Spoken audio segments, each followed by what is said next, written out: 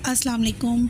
हमारे पास टॉपिक चल रहा है फ़ीमेल की कंजेनाइटल एनोमलीज़ के ऊपर, यानी फ़ीमेल के जो रिप्रोडक्टिव ऑर्गन्स होते हैं, अगर वो पैदाइशी तौर पे उसमें नुक्स मौजूद है तो वो कौन कौन से नुक्स मौजूद होते हैं। तो इसी सिलसिले की 5वीं कड़ी है हमारे पास। 5th पार्ट है कंजेनाइटल एनोमली का, विच इज़ कॉल्ड सेप्टेटेड यूट्रस, ठीक है, या सेप्टन या यूट्राइन सेप्टम और पार्टीशन। तो ये क्या होता है, ये पहले तो देखिए अल्ट्रासाउंड से पता चलता है, और जो टर्म्स मैं यूज़ कर रही हूँ आप अल्ट्रासाउंड में पढ़ सकते हैं एज अ गायनोलॉजिस्ट, तो आप समझ जाइएगा कि इसमें ये एनोमली मौजूद है।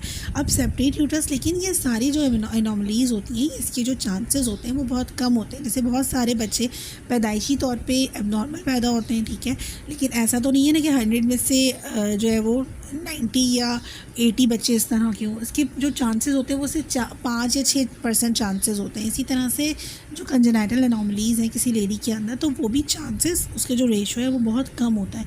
तो वापस आते हैं टॉपिक की तरफ। सेप्टेट यूट्रस क्या होता है, तो जो मुलेरियन डक्ट्स हैं ना वो फ्यूज़ तो होती हैं, लेकिन इसमें पार्टीशन मौजूद होता है, स्टिल मौजूद होता है। लेकिन ये तो बाइकॉर्निएट में भी था और उसमें भी था, डिडेल्फस में भी था, लेकिन ये क्या करता है, अंदर से स्प्लिट कर देता है सिस्टम को, और अपर पार्ट जो है यूट्रस का वो इससे अफेक्ट होता है। जैसे प्रीवियस में हमने देखा था ना, उससे बाहर का पूरा बाहर से अलग दिख रहा होता है बाइकॉर्निएट, या यूनिकॉर्निएट अंदर से बाहर से पूरा अलग दिखता है। लेकिन इसके अंदर क्या है, सेप्टेट यूट्रस के अंदर जो सेप्टम्स होते हैं वो सिरे से यूट्रस के अंदरूनी तौर पे उसको मुतासर करते हैं, जिससे उस जो पेशेंट है अगर वो कंसीव कर भी पाती है तो उसके मिसकैरेज की तरफ मामला चला जाता है, क्योंकि वो अंदर से कट लगा हुआ है उसके ऊपर, ठीक है। तो ये डायग्नोसिस जो है ना, ये यूजुअली अल्ट्रासाउंड से भी नहीं मालूम होती इतनी अच्छी तरह, क्योंकि बाहर से तो यूट्रस बहुत अच्छा दिख रहा है, कंप्लीट दिख रहा है।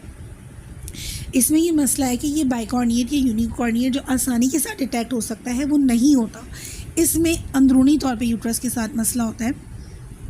तो इसका जो डायग्नोस्टिक मेथड्स हैं वो ये है कि MRI यानी कि मैग्नेटिक रेजोनेंस इमेजेस हासिल किए जाएं, उससे मालूम हो जाएगा कि इसका सेप्टेटेड यूट्रस है। और इसकी ट्रीटमेंट भी है, हिस्टेरोस्कोपिक सर्जरी की जाती है, जिसमें उस फीमेल के यूट्रस की जो ब्लॉकेजेस हैं उसको खोल दिया जाता है।